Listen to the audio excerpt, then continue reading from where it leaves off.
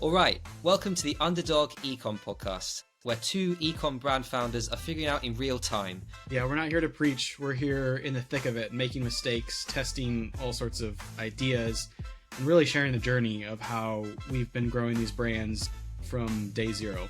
Hopefully you learn a little bit, perhaps come away with some ideas that save you time and money. And so if you're tired of the same glittery D2C advice from those 9-figure gurus, you're here in the right place. Let's get into it. So, David, I've been reading up on probably too much on X about this thing called like the Hudson Method, right? And I'm sure you've heard about it as well. You mean along with everyone else? Yeah. And I think why it's resonated a lot, first I'll quickly explain it, but basically it's like the idea of just getting micro creators to post content for you repeatedly. So not just like one-off influencer posts a reel, then you have to find somebody else. It's like somebody just is posting for you. They've got maybe like 200 followers or something, or 300, 500, maybe under 1,000, and you're paying them, relatively small amounts of money in comparison to what you pay an influencer, and they are generating, they might be do 10, 15, 20, 50 videos a month for you. And it's actually really interesting. 10 to 20 to 50 videos a month? I've even heard people talking about 100 videos a month. Okay, so I actually don't know as much about this as I thought I did, besides like there's this dude that went viral for like growing his company to $5 gajillion and his blah blah blah, super smart guy, blah blah blah, perfect background, this is why you can't replicate it. Those are the headlines that I've seen around this, but I don't know the actual strategy. So and I imagine some of our listeners don't as well. So this is good to let's unpack it. I want to hear more about it. Just quick. Yeah, and I think there's no like fast and loose way of doing this exactly, but I think the idea is like you just have some creators are just like creating tons of content, especially if it's like on TikTok, where I think people tend to do more of this type of thing, where there's already this kind of social commerce element. But yeah, I've heard a few things about other brands doing this where they've literally got. I heard as a post from Sean Frank from Ridge talking about creators posting 100, one creator posting 100 videos a month for Ridge, or 200 videos a month, one creator. So I think that very much the idea is volume, because these creators don't have followings. But then again, nowadays, as we've seen, followings mean very little. So it's like almost the best time to be doing this. It seems anyway. And for a big brand, obviously paying $100 for a video is actually very little in comparison to what they might have to pay a creator, like an influencer who's got 100,000 following, whatever. So yeah, I think that's kind of the kind of the baseline idea, is you're getting people to post multiple. They get the product once, twice, they posting tons of content and they're getting paid per post, and you're kind of rewarding these smaller creators that are good at creating content but don't have these massive followings, which are harder to get nowadays as well, I think. So then does Hudson take those videos and like whitelist them or whatever, the paid partnership, I can't remember the name of it, paid partnership in Facebook ads or whatever, and then also repost on the account or do collab tags on Instagram? Or like what is the after look like it strategy? You know what, regarding the whitelisting, I think I haven't heard so much about that, but I'm sure that's a part of it. But I think whitelisting, I think from my understanding, tends to work well when you are working with their following, because that's what kind of, I guess, the algorithm is learning from in terms of the ads. So it's probably going to serve the ads to you first. But I think it's just a content generation engine, right? I mean, you and I talk so many times about how much we struggled to create enough content for ads. And if you've got 10 creators in your program who are creating 10 videos a month, I mean, that's 100 pieces of content a month that, okay, maybe not all of them are ad worthy, but that's way more than you had before. So I'm kind of interested in from that aspect, but I'm actually even more interested in like this wave of people just posting, right? I think the ad content is great. And I don't know how much of it is going to be 100% usable, but I think having a source like that sounds to me like a great way to kind of just almost enrich your ad game. I don't know. It sounds like one of those things that's like easy to do or whatever, like simple sort of on the surface, but as you scratch below it, it's like, okay, so they're managing this on the back end. They've got, whatever, a spreadsheet of all these people, getting new product out to them regularly, like tracking their posts, tracking payments. Like there's a lot of little bits behind the scenes that like has to happen. I'm intrigued though. Like I sort of started this with my own brand, but like 1% of this level where I've got a couple people that I'm in talks with about posting regularly and paying them whatever, a certain amount, like a retainer kind of thing per month to hit a certain amount of videos. But this is a little bit more, this model's a little bit different, where it's like a pay as you go rather than like a monthly fixed payment, which is interesting because it's like then it incentivizes the people to do more. Yeah, Yeah, it's an interesting idea. I think there's brands where it really lends itself well. I think if you've already like a TikTok shop type of brand, that same creator is also going to get affiliate revenue from selling the product. So immediately they're doing better than just being paid per video. And then of course, if you might want to set up with your affiliate program outside of that on Instagram and things like that, I think there's opportunity once they start to do well at it, they can start to really maybe make some money. Yeah, but you picked a really good point as well, is like the paying side, right? And you do have to still pay people something. And this is kind of one thing I mentioned in chat to you, is like, how does it work out for smaller brands, right? I can understand Ridge paying $100 for a video and being like, do as many videos as you want, we'll pay you $100 a video, it doesn't matter to us. For a smaller brand, does it make sense, even if they're paying $50 a video to a creator with 200 or 300 followers? That's still, a significant amount of money. If you've got 50 to 100 creators, that's thousands a month you're paying out for content, like thousands and thousands. And so it's like, is that the right game for a smaller brand? Because I've always taken the thing like, I don't want to be paying for content. So like, I mean, studio level content is one thing, but like paying for UGC, I'd rather find creators that I can gift product to and hopefully get a video from. But I'm trying to kind of rethink it and whether actually this is the right thing to do, because is it easier to get an existing creator who's good at creating content to create more and more and more content for you? And okay, if you have to pay, you have to pay. Versus trying to constantly find new people that you can gift to in exchange for content, which actually maybe is a harder play, and you're still, in some ways, giving up monetary amount. Yeah, I like that idea of not having to find new people all the time, because then you have that working relationship a little bit better built out. Like they know the product, they know the brand. Like I think that there's a win-win there where it's like, oh, they're getting better at the content, they're getting better at the brand, that sort of thing. I'm wondering too, like, it sounds, finding these creators that only have like less than 1,000 followers, like who has less than 1,000 followers that is interested in making content that doesn't have, it's like, are these people that are new to creating content that just created a profile, or they're just like not good at it, so they don't have a lot of followers, or they don't care? And so it's like, you have to find these maybe gems in the rough, or whatever the phrase is. And I think that would be perhaps the hardest approach to this, because I think a lot of I've dabbled here and there with content creation and in like creators over the past, and we've talked about that on different pods and that sort of thing. But I've always found, at least in my specific niche, that's kind of like travel adjacent. It's like P&W, sort of like outdoorsy kind of folks. And those creators are always like quoting me just ridiculous amounts of money for like one single post. It's like $800 or whatever. And I'm like, yeah, I get there's time involved. Also, I'm a small brand. Like that's a huge upfront cost for me. And so this would be the hardest question to, I think, try and figure out if I were to look at this legitimately, which I'm kind of curious about. I mean, the hard thing is, there's a million different things going on. So it's like, what do we pick to focus on?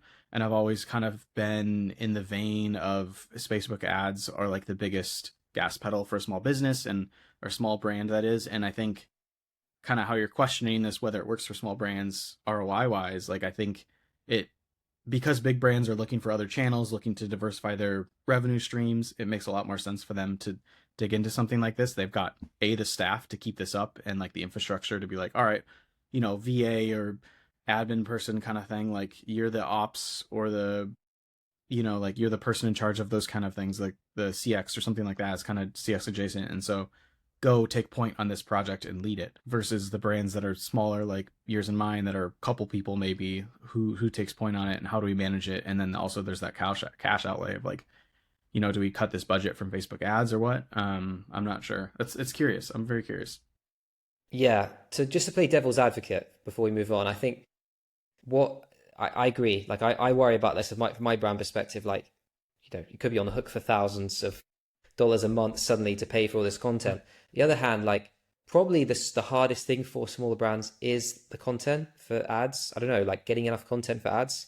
So in some ways, like, well, yes, it's difficult, but is it more difficult than trying to get content in other ways that you need for ads? And maybe that is an unlock for a lot of brands to get enough creative to run ads. I don't know. So that would be the only thing I'd say. And I think one thing as well is just reaching out to customers. And I dabbled with this in the past, but I'm thinking like, if you pitch it the right way to customers, like almost maybe you have to fill out a form, those that are really interested, You just kind of reach out to maybe your top customers and they fill out a form and say like, there's some cool perks involved. Maybe you just leave it at that. And then the people that fill out the form, you're like, okay, so this is kind of the deal. We'll pay you X per post. You've already got the product. You already love the product. You've got, you've filled out the form because you're okay with producing content. Maybe that's a good way to start, because maybe you can get 15 or 20 customers who are willing to create content on a regular basis, and actually they kind of like the upside for them. I'm not saying that's 100% the case, but I suppose that's maybe the other side of the coin.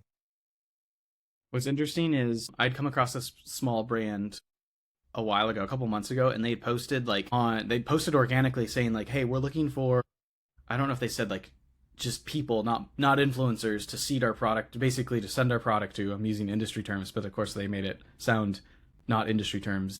They used layman's terms. Basically, like, we'll like comment your username below, we'll send you some free products, all you have to do is post about it or something like that.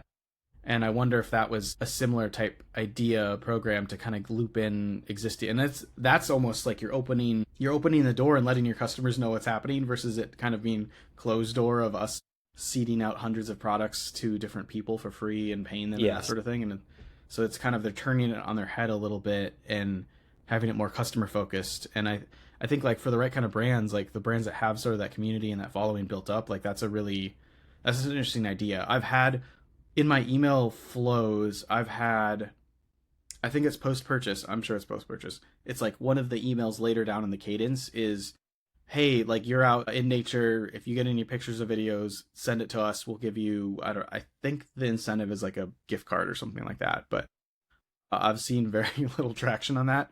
So I think your idea of reaching out directly, maybe to the 1% of customers, and offering that like direct incentive for them to post about it rather than just like send in pics. I like that too, because that kind of like removes the headache of putting it into your posting queue and then you posting it. Like if they're sending in videos or content separately, it kind of removes that barrier to getting the stuff out there. And the whole goal is to get the stuff out there, get the content posted.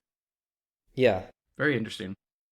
Yeah, I'm going to tell you, actually, I did this, right? I mean, I sent it out to some, like, just the top customers, thinking I wouldn't get... I've had 15 people sign up, which, again, might sound like nothing, because... No, that sounds like a lot. I mean, like, I'm surprised, because most people are camera shy, most people don't want to be posting content. Like, yeah, I did include a few people who'd actually reached out to me about creating content for Kansha. So, I don't know. You'll see what comes of it. I'm thinking about starting with them, seeing if they're willing to do like some arrangement, creating content. They've already got the products, and I noticed the people who like filled out the form. One of the pieces of the form was like, "What products do you have?" And most of them had like 5-6 bags. So obviously these are like die-hard customers of ours. Wow. Yeah. I think it might be something worth looking into. But I think what this brings on to like another topic is creative volume actually the problem? Especially at brands our size, a little bit bigger, a little bit smaller. Again, there's another thing I've kind of started to be thinking about a lot, is like, everyone wants to talk about how much creative you need to create for ads, how much you need to create new creative, and that's what's really the biggest catapult for like increasing the amount you could spend on ads, especially with Meta and things like that. But it seems to go against a lot of the other principles of running ads, which is like an ad needs to exit a learning phase, needs to get certain amount of purchases to kind of start to be more efficient and scale and things like that. And it's part of the reason a lot of people have pulled back on like specific creative testing as well, because they're like, well, actually, if I have to keep moving ads around, not to say that it doesn't work, but like, does it make sense? And then I don't know.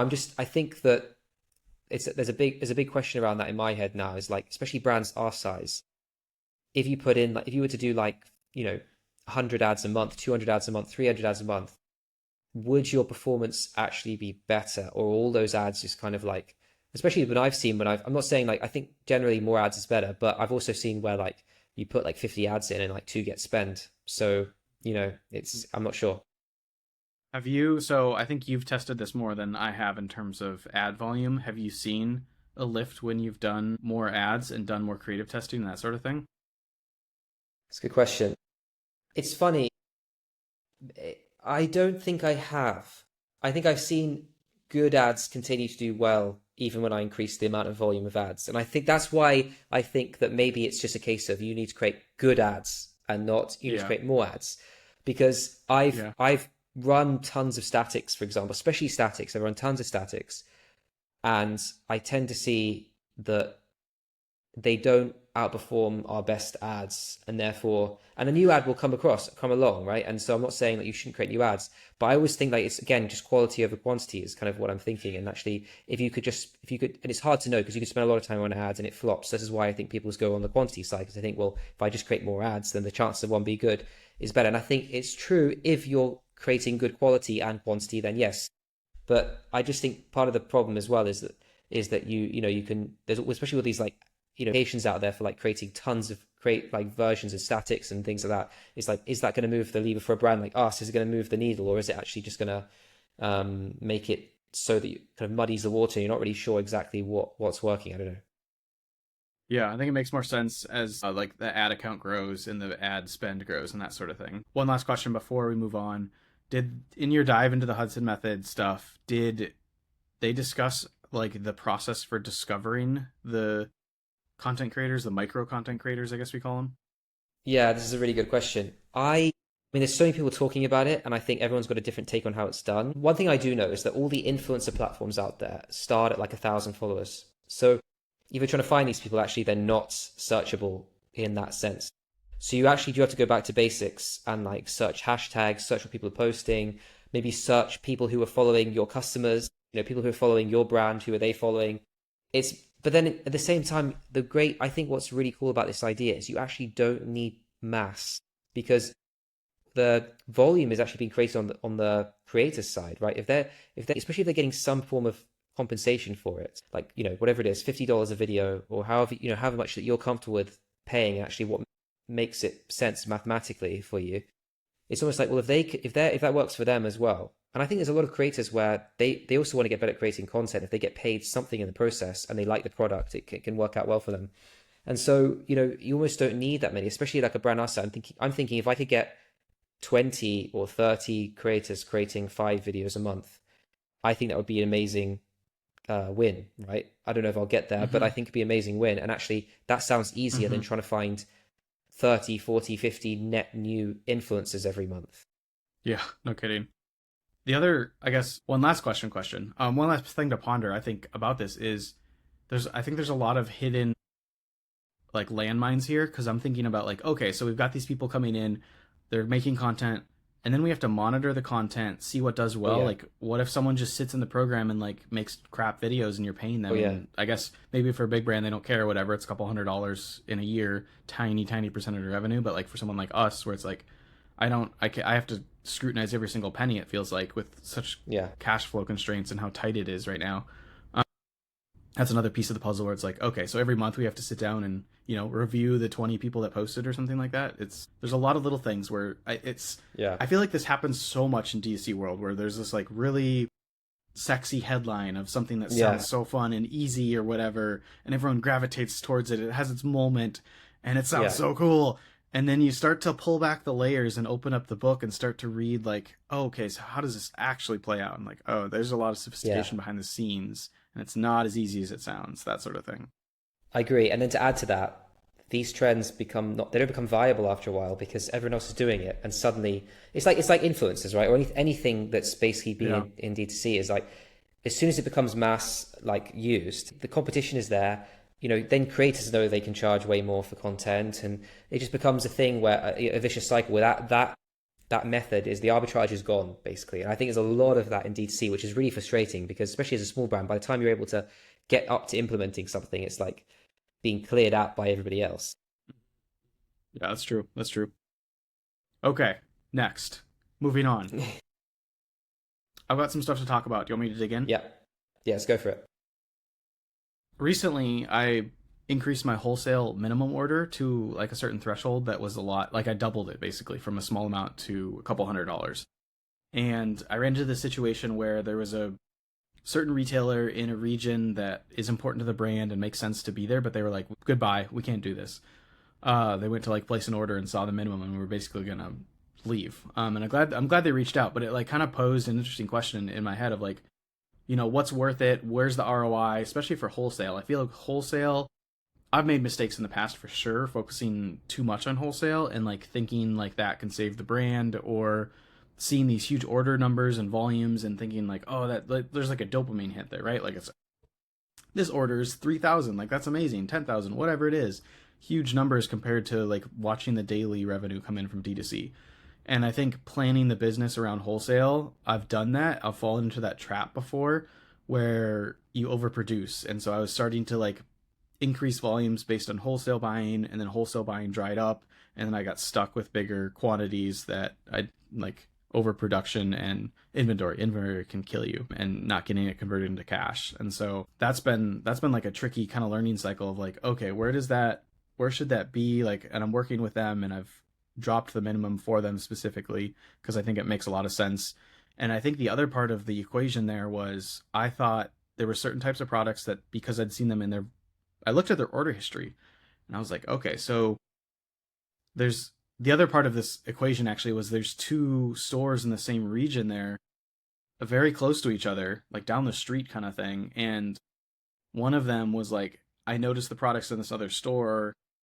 I don't like that, basically. Oh, really? It's, not great to have customers see the same products in the, down the street from me in this small area.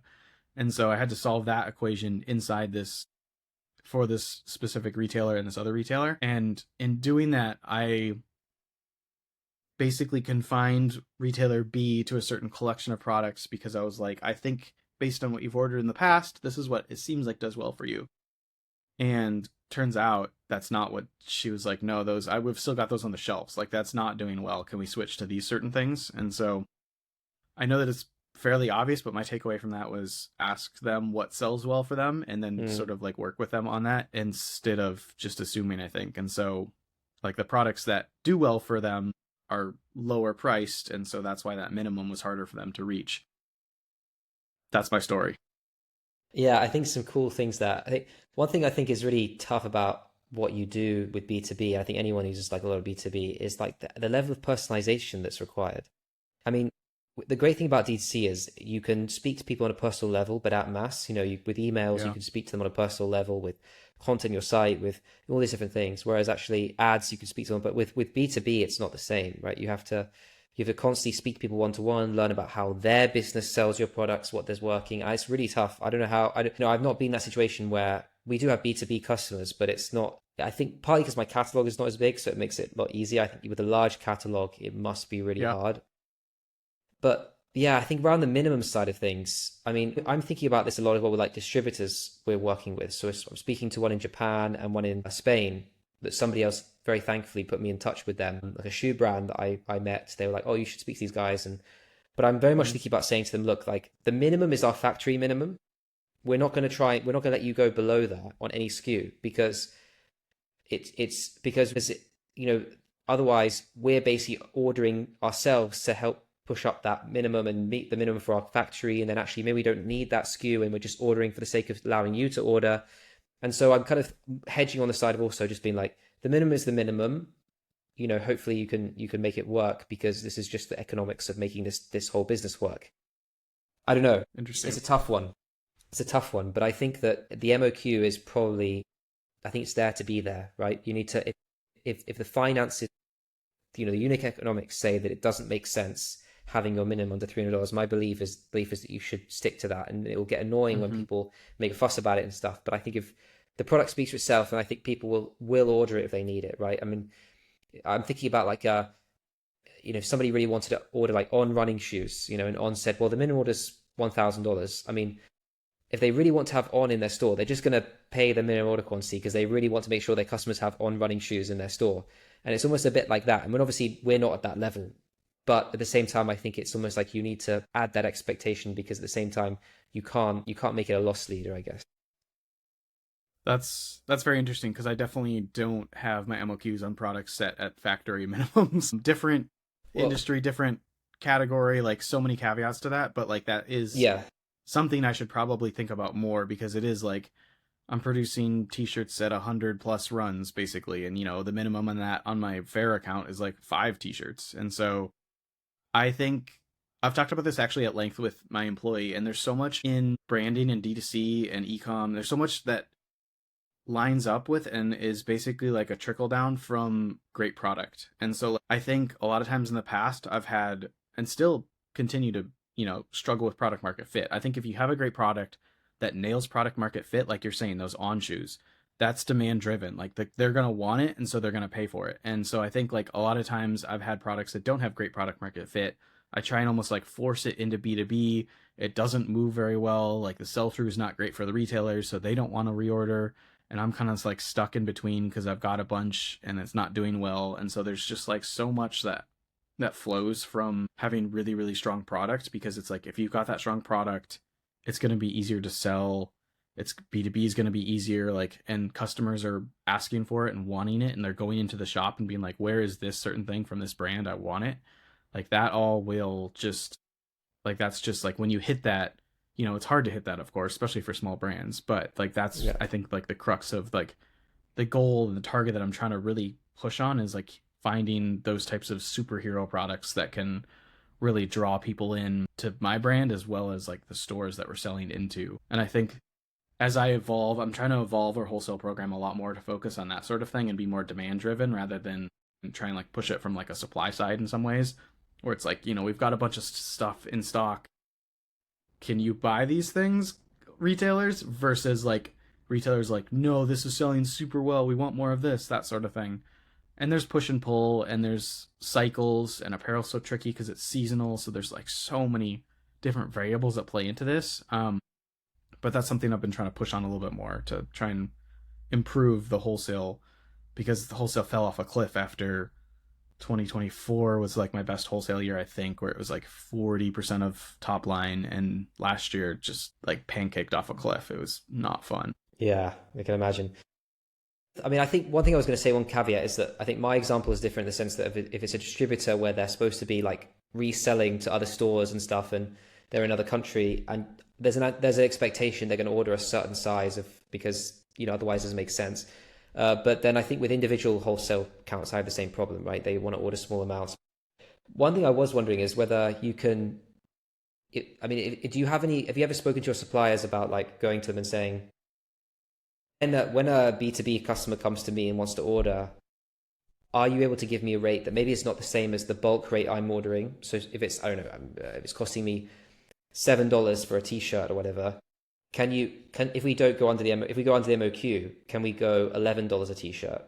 I'll charge them $13, so I only make $2 profit or whatever, but you're going to ship directly to them and it's under the MOQ, so that every time they order B2B, I know I'm making a profit. It's not as big as the profit I'd make if I ordered all this stuff in bulk, but then I'm 100% cash flow positive from start to finish.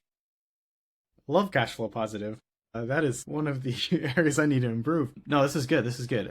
Have done a variation of that, but not the exact same where it's like ship this straight to them. And I think it's largely because I haven't quite got anyone. I think I've talked about this before. I feel like my wholesale game is in the minor leagues, and I don't have any bigger accounts ordering bigger amounts. Like there's maybe one account that I'm thinking of off the top of my head that this would fall under, where they would hit those minimums and I could ship directly to them. What I have been doing a lot more of is custom products for folks, where it's like not even held on our books. It's basically like a drop ship model kind of thing, where it's like, all right, they come to me, we make a custom thing for them through my connections, my suppliers, and they send it straight to them or straight to me, and I drop it off to them or whatever it is. And like, we only make what they want kind of thing. And that's that cash flow positive, where we make some margin on it and it goes right to them. We don't have to hold the inventory. Yay for not holding inventory. And it's cash flow positive. So that's like how I've been doing that. But I like that idea a lot, of talking to some of the B2B customers and buyers and thinking about that. Very interesting. Cool. Moving on. Do you have a topic next? Yeah, I wanted to talk a bit about community. Broad topic, but like, again, I've been thinking a lot about this because I think especially we've got a lot of problems with customer acquisition and things like that. And I think community seems to be such a strong thing and almost like it's such an intangible thing at the same time. And I know you've done a ton of stuff with the community, so I have some questions for you, but also I hear a lot of brands saying like, oh, we've got this, community of customers who we've got this Facebook group, we've got this, this Discord channel and things like that. And I'm kind of skeptical of that as to how much engagement they actually have within these communities.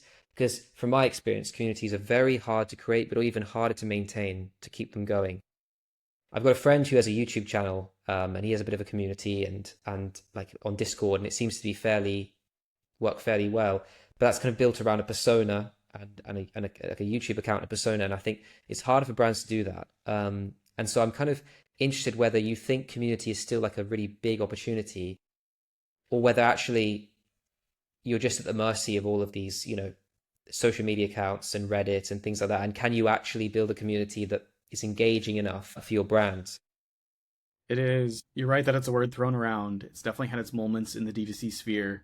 It is so hard to build and maintain that. You're right. I would say my brand has had that here and there over the years. Like, it sort of started as that in some ways on Instagram. That's what I would call it back in the day. Back when Instagram would show your content to people that follow you. No longer is that the case. And so people were involved and like would tag the account and that sort of thing and be really interested in like the joining that community of folks that had similar mindsets with the brand in the early days. And I have not yet been able to harness that in some way or shape or form back to those early days.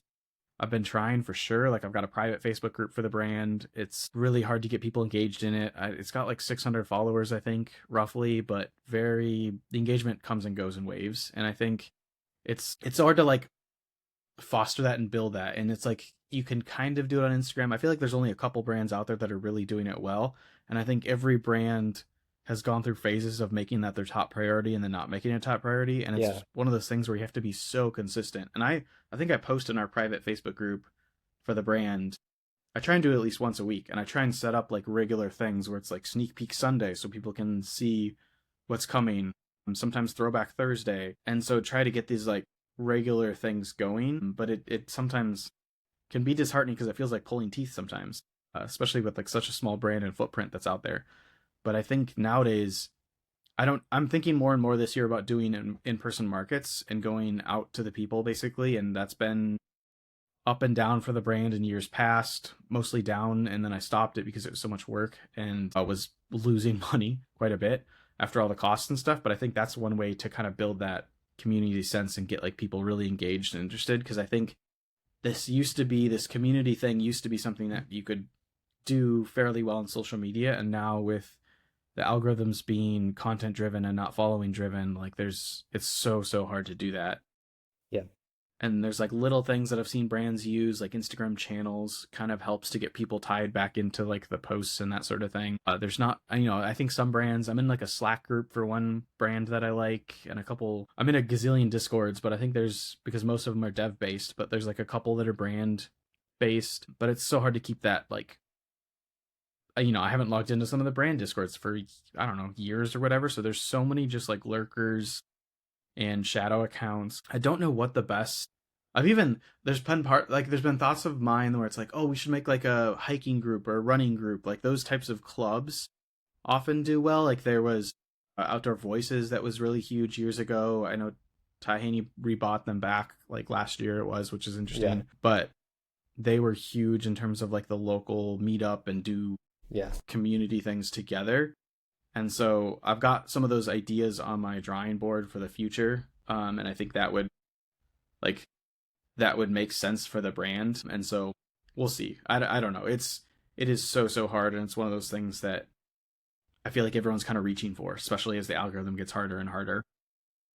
Yeah. So I've got a viewpoint on this. I don't know if it's a hot take or not. Maybe it's just common knowledge, but this is the way I'm thinking about it at the moment is I think these brand-owned communities, for the most part, maybe there's some brands that make it work, especially if they're in very kind of community-orientated type of niches. But I think generally it doesn't work in 2026 is my viewpoint.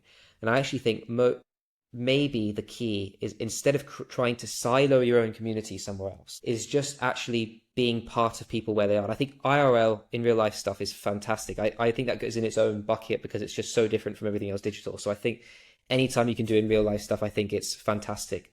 Outdoor Voice is a great example of that. And I want to do more of that as well. It's expensive and it's hard to get, cash flow wise, pay for events, travel, all that stuff. It's tiring.